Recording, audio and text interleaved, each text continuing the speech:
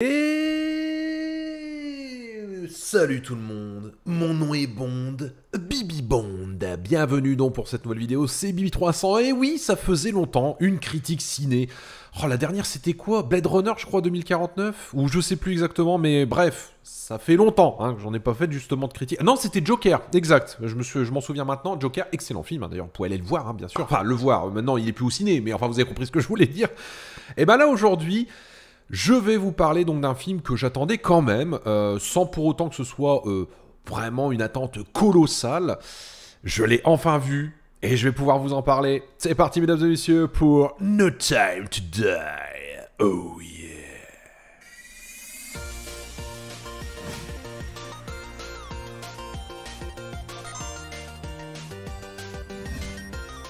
Allez, c'est parti, mesdames et messieurs, donc pour Mourir peut attendre, hein, le 25e James Bond de la série, avec Daniel Craig hein, dans le rôle éponyme, forcément rôle important puisque c'est son dernier, vous le savez, hein, il a dit qu'il allait raccrocher, hein, maintenant il va entre guillemets, laisser la main à quelqu'un d'autre. Homme ou femme, pour l'instant, on n'en sait rien. Hein. De toute façon, ils ont dit qu'ils vont attendre pour l'instant 1 an à peu près avant de dévoiler la nouvelle personne qui endossera donc le costume de 007. Et à la base, je devais aller voir d'ailleurs Dune, hein, parce que c'était un film que je voulais aller voir, évidemment. Je n'ai pas eu le temps. Donc du coup, je me suis dit, bon, lui, je vais quand même essayer de pas le louper pour voir un peu ce que ça donne. Alors je vais essayer de faire une partie non-spoil et une partie spoil, parce que forcément, il y a des éléments à évoquer dans ce film, mais je me dis, la plupart des choses quand même à évoquer font de toute façon état d'un spoil quand même plus ou moins proche, à la fois bien sûr des précédents opus, mais aussi de l'entièreté du film que vous allez avoir ici, mais je vais essayer de faire au mieux. En tout cas pour la partie non-spoil, on va donc revenir sur donc l'histoire de ce film avec James Bond. Alors James Bond, il coule sa vie tranquille, hein, voilà, il s'est retiré du paysage des agents très spéciaux, on va dire ça comme ça. Et donc du coup, voilà, il fait sa petite vie tranquille avec Madeleine Swann, et puis bah, tout se passe bien, sauf qu'évidemment, eh bien, on va essayer de le rappeler, parce qu'il y a une affaire eh bien, qu'il pourrait, on va dire, essayer de corriger, de régler, hein, parce que forcément c'est 007, enfin c'était, puisque ça aussi c'est évoqué dans le film, mais j'y reviendrai évidemment dans la partie spoiler. Mais en gros, pour faire simple, bah voilà, allez James, reviens, on a besoin de toi, s'il te plaît, aide-nous, merci, des bisous. Voilà, donc c'est un petit peu sur ce plan-là en particulier où l'on va avoir justement le retour donc de Daniel Craig dans son rôle, et voilà, bah, il va donner un petit coup de main parce que bah forcément, hein, vive l'Angleterre, vive la reine et tout ce qui va avec, bien sûr. Bon, je fais exprès, hein, je fais vraiment exprès de pas trop spoiler, parce que bah, malheureusement, tout est sujet à spoil quand on va voir ce film, dès le départ. Dès le départ, de toute façon, on le voit, dès l'introduction, on sent, et même au-delà de l'introduction et ce qui va suivre par la suite, moi j'ai senti quelque chose de très sincère, très naturel en fait pour James Bond. C'est peut-être le rôle où James Bond est le plus fragile. C'est le plus fragile, c'est là où il fait appel au plus d'émotions, et c'est peut-être ce qui le rend le plus naturel. Et en fait, c'est ça que j'ai aimé. J'ai remarqué, en lisant à droite à gauche la plupart des critiques, et notamment des critiques françaises, je trouve les critiques françaises extrêmement dures avec ce film. Peut-être parce que oui, il y a des trucs oui, mais le film féministe, oui, mais le film machin. Écoutez, moi j'en ai absolument rien à cirer de tous ces trucs à la con. Moi je suis là pour regarder un film. Et si toutes ces choses-là sont bien imbriquées dans le film, où j'ai pas l'impression qu'on a fait exprès de les mettre pour les mettre, bah moi ça me dérange pas. Je suis là pour passer un bon moment. Et c'est exactement ce que j'ai ressenti. Faut quand même le savoir, hein, 2h43 de film. 2h43 de film, et à aucun moment j'ai regardé ma montre. À aucun moment. Ça prouve que tu t'ennuies pas dans ce film. Et pourtant, Dieu sait qu'il était long. Et j'ai pas eu le temps de m'ennuyer. Pourquoi? Parce qu'il est bien fait. Il est bien réglé. Bien sûr que l'introduction est longue. Bien sûr qu'ensuite, après le générique, tout va finir par s'enchaîner. Mais j'ai trouvé finalement la manière dont ça avait été fait, la manière dont ça a été filmé, avec ce côté, encore une fois, bien présent autour de James Bond, mais aussi autour de Madeleine, qui va aussi avoir un rôle déterminant dans cet épisode. Eh ben, je trouve que ça fait partie des choses qui font plaisir, tout simplement. Parce que ça montre aussi une image d'un héros, mais qui n'est pas parfait. Parce que je suis désolé, les héros ne sont pas parfaits. On a eu pendant des années, dans les films des années 70, 80, 90, beaucoup de films où la plupart du temps, les héros, ils sont parfaits. Ils n'ont aucune difficulté, ils sont super forts, ils sont super charismatiques, ils ont rien, tout va bien. Ouais, mais non, ça c'est... Moi, je trouve qu'aujourd'hui, en revoyant ces films-là, je me dis, putain, en fait, c'est ultra cliché, quoi. Le héros, il se prend plusieurs balles, il les évite, machin, etc., il se passe rien. Ouais, je trouve que c'est pas ouf, quoi. T'as l'impression que le mec est sans défaut. Alors que là, on voit justement un James Bond fragile, on voit un James Bond finalement touché en plein cœur de tout, absolument tout ce qu'il a vécu dans cette aventure. Et je trouve que c'est bien fait. Parce qu'encore une fois, on avait commencé à voir ça dans Skyfall. Skyfall excellent, hein. Je peux même le dire, hein, c'est certainement le meilleur Daniel Craig à ce jour. Parce qu'il est vraiment incroyable ce film. Et très très bien réalisé, là aussi.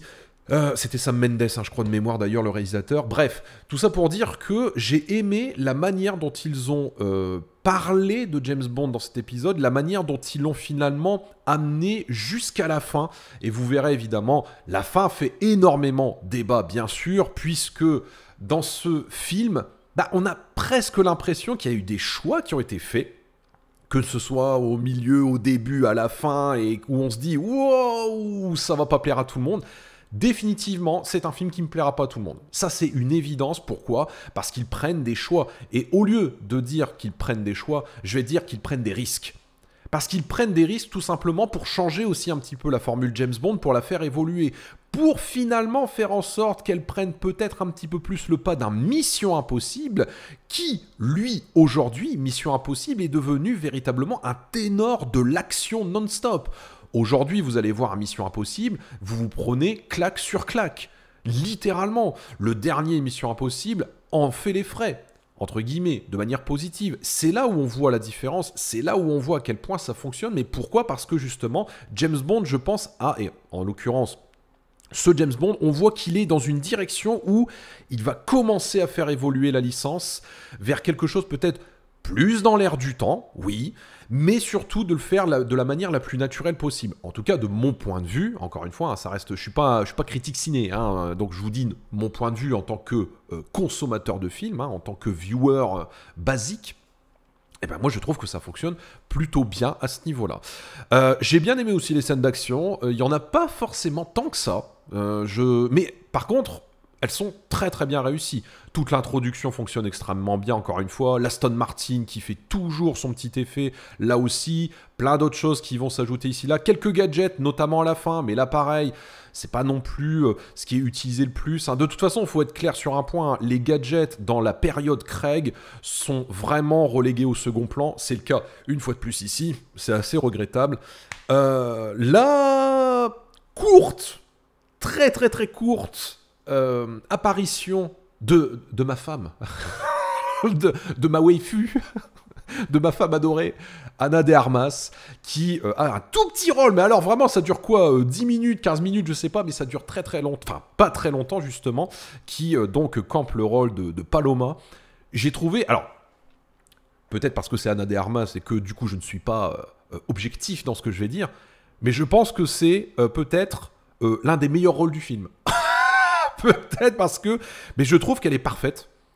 Il n'y a pas un moment donné où tu as l'impression qu'elle fait, entre guillemets, un pet de travers. Elle le fait bien, elle fait bien son rôle, elle joue bien son rôle. Elle joue un petit peu le rôle de l'agent qui est pas encore sur le terrain, mais qui s'est entraîné, mais qui essaye de faire au mieux. Donc il y a un petit côté un peu mutin, un petit peu... je sais pas trop si je vais bien réussir. Je trouve qu'elle fait son rôle à merveille. Alors sa robe, elle est incroyable. Mais en même temps, j'ai envie de dire, Ana de Armas est incroyable. Si tu m'écoutes, Anna, tu peux me piétiner la gueule, il n'y a pas de problème. Tu peux me mettre des coups dans les couilles. Vas-y, je suis ta serpillière. Vas-y, je suis ta serpillière, il n'y a pas de problème. Il n'y a aucun problème, je me laisserai faire. Vas-y, n'hésite pas. Des bisous. Mais... non, je trouve que ça fonctionne bien, là, encore une fois. C'est peut-être regrettable de ne pas l'avoir mis beaucoup plus en avant, parce qu'ils ont mis surtout en avant le fait qu'il y ait, du coup, un autre personnage qui prend le rôle de 00. Et là, maintenant, on ouvre la partie spoil. Je vais pouvoir donc évoquer un peu plus en détail ce que j'ai à dire. C'est bon ? Donc si vous êtes là, c'est qu'on peut y aller, allez-y, n'hésitez pas à rester. Donc du coup, eh bien dans cette partie spoil, je vais y aller franco, hein, attention, donc c'est pour ça que je vous préviens. Eh bien, en effet, on avait eu tout un pataquès, tout un bordel sur oui, 007, il est remplacé par une femme noire, vous vous rendez compte, ah là là là là là, mon Dieu, c'est inadmissible. Alors qu'en fait, le propos du film, c'est pas du tout ça. Ce n'est pas du tout ça. C'est pour ça que moi j'ai trouvé cette polémique, mais alors complètement débile, complètement, mais alors sortie de son contexte, parce qu'en plus, quand tu vas voir le film, il joue de cela. Il joue du fait qu'en effet, James Bond a perdu son matricule puisqu'il n'est plus, il ne travaille plus justement pour le groupe. Donc du coup, il a perdu son matricule. Donc son matricule est donné à quelqu'un d'autre. Ah oui, mais bon, parce que c'est une femme et que c'est en plus une femme noire, c'est inadmissible. Arrêtez, sérieusement, franchement, c'est quoi? C'est n'importe quoi. Surtout qu'en plus, je vous dis, dans le film, ils en jouent. Parce qu'à un moment donné, la femme, justement, dit oui, James Bond réintègre le groupe, ouais, très bien, machin, tout ça. Alors, c'est 00 combien? Puis elle le dit au moins 2-3 fois, quoi. Et l'autre, il répond même pas. Il répond pas, il y en a rien à foutre. Il dit, non, il dit rien, en l'occurrence. Oui, d'accord, ouais, très bien. Et sinon, c'est 00 combien? Voilà, donc tu vois, même eux, ils en jouent, parce qu'ils ont vu que c'était complètement con, ils ont vu que c'était complètement débile la manière dont ça a été amené, parce qu'on avait dit, ah ça y est, le remplacement par une femme de James Bond. Bah non, c'est pas du tout ça, c'est pas du tout ça, au contraire, bien au contraire, c'est pas du tout ça.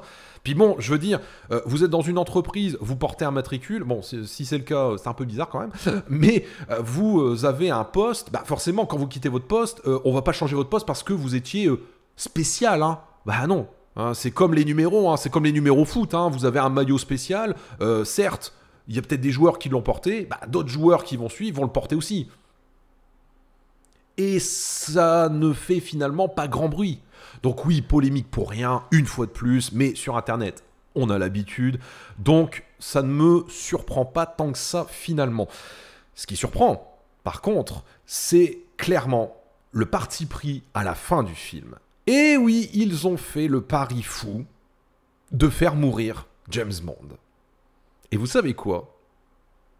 Je les applaudis.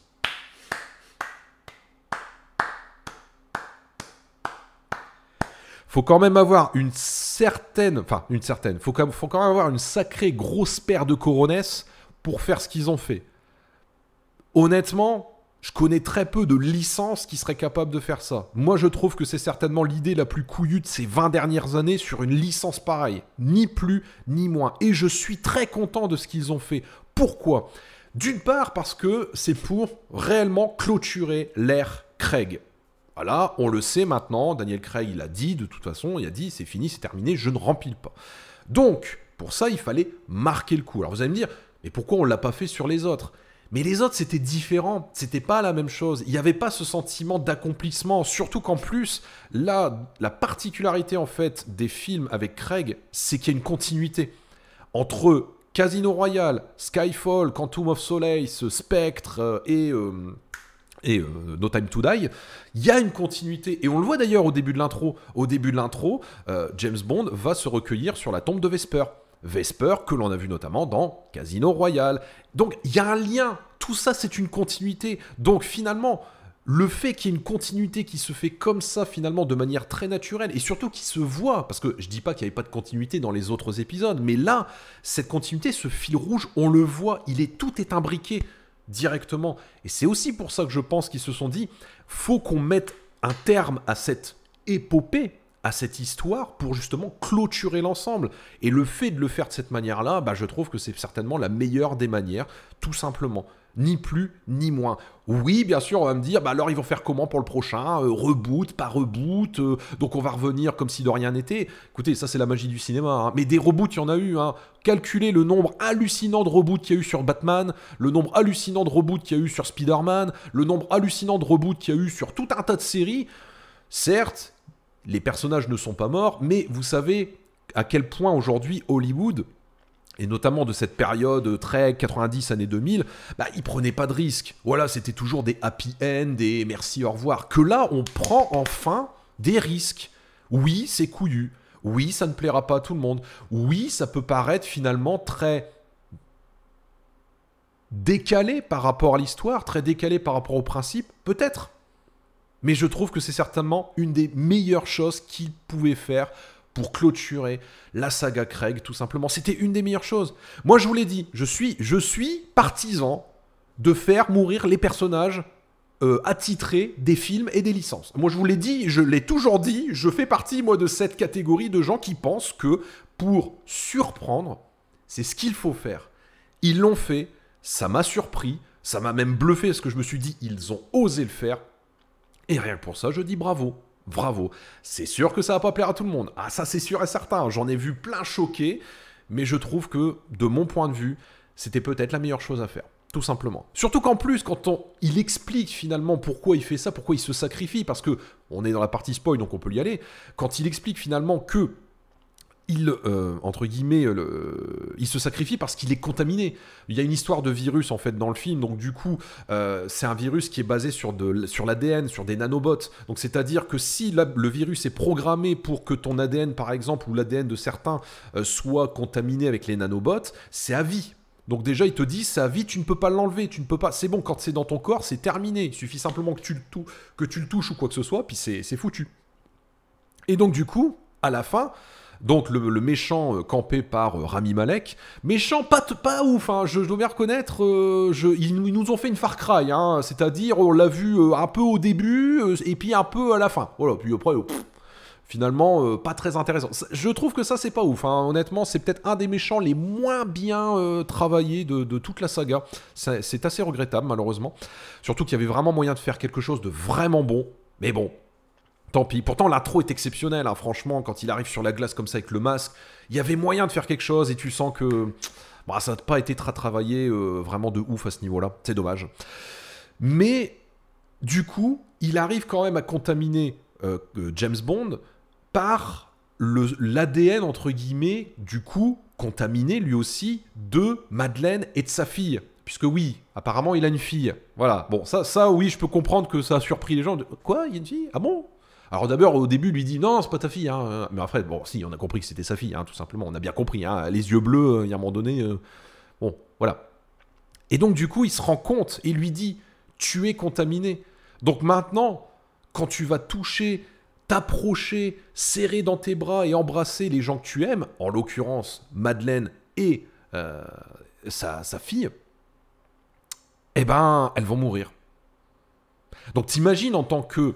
évidemment, père, et en tant que homme, tout simplement, qui prend ça en pleine gueule, bah tu dois faire un choix.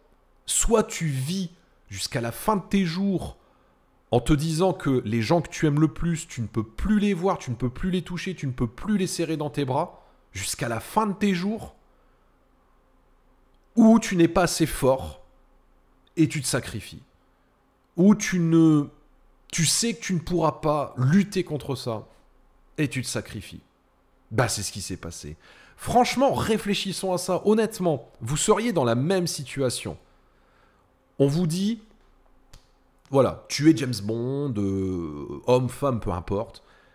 Tu es contaminé, tu ne pourras plus serrer dans tes bras les gens que tu aimes, tu ne pourras plus les embrasser, tu ne pourras plus être au contact d'eux. C'est fini, c'est terminé jusqu'à la nuit des temps, tu ne pourras plus rien faire. Qu'est-ce que vous faites ? C'est pour ça que je trouve que cette fin, elle est logique. Parce que cette fin met en avant, en fait, tout simplement, dans l'esprit de James Bond, un esprit de contradiction et surtout un esprit de choix. Il doit, dans cet épisode, faire le choix le plus difficile de toute sa vie. Soit vivre, ou malheureusement, il ne pourra plus rien faire parce qu'il sait qu'il l'aime. Et il le dit dans le film, hein, il l'aime de tout son cœur. Et donc, du coup, il peut passer à autre chose par rapport à Vesper. C'est aussi grâce à elle qu'il peut justement passer à autre chose. Soit tu sais que tu ne seras pas assez fort pour passer au-dessus et tu ne pourras pas lutter contre ça. Et tu auras tellement peur de leur faire du mal que tu te sacrifies finalement. Bah ouais, non, le message, il est beau. Le message, il est beau. C'est un mec qui s'est sacrifié parce qu'il savait que de toute façon, il ne pourrait rien faire de plus. Voilà, c'est tout. C'est une fin héroïque. C'est une fin héroïque et c'est, je trouve, une fin qui fonctionne bien.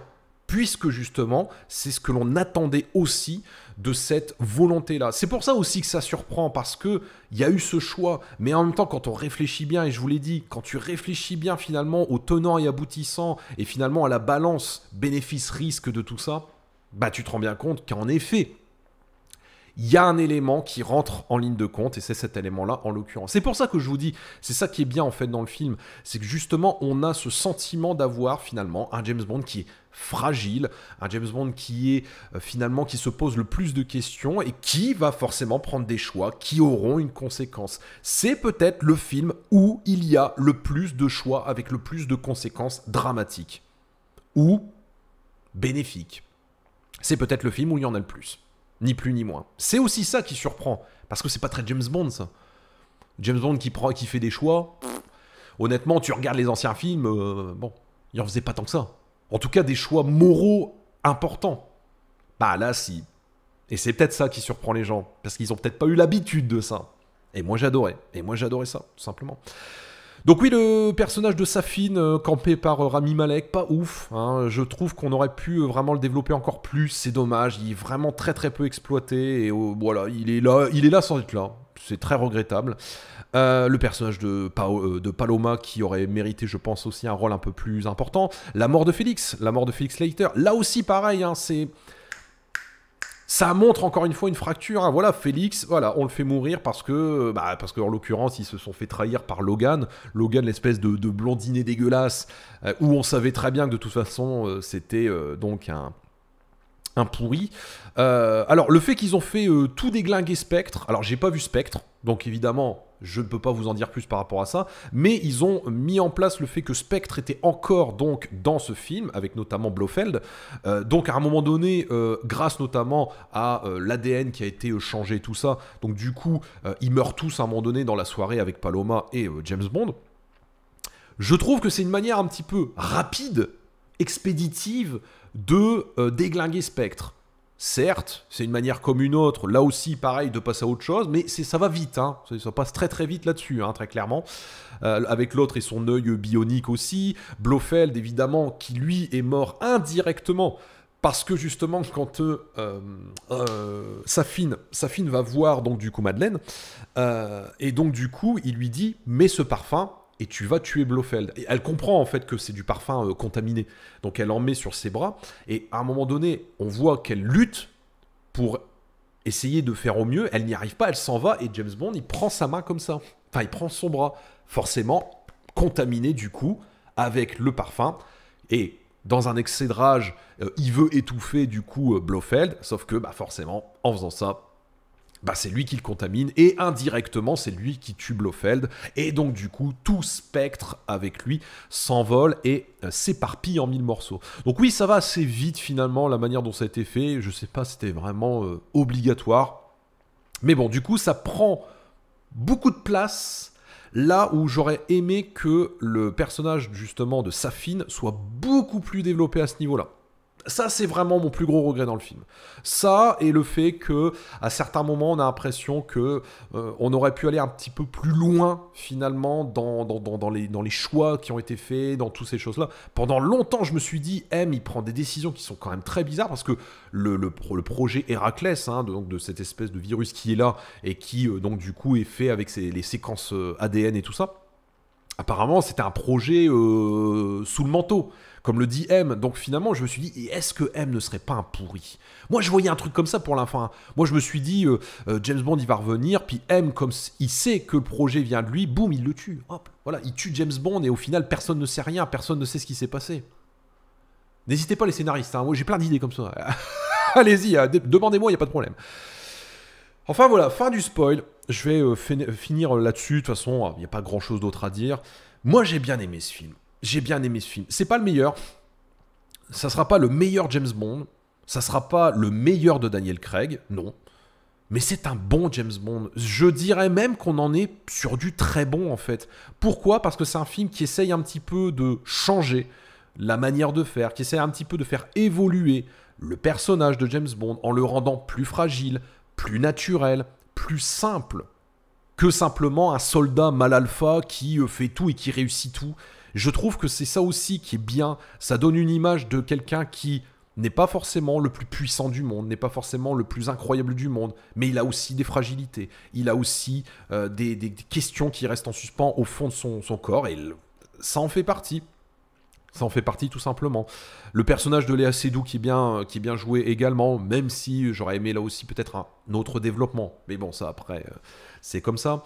C'est plutôt bien filmé dans l'ensemble, bonne scène d'action, il n'y en a pas trop ni pas assez. Bon, on va dire qu'on reste sur quelque chose d'assez globalement bon.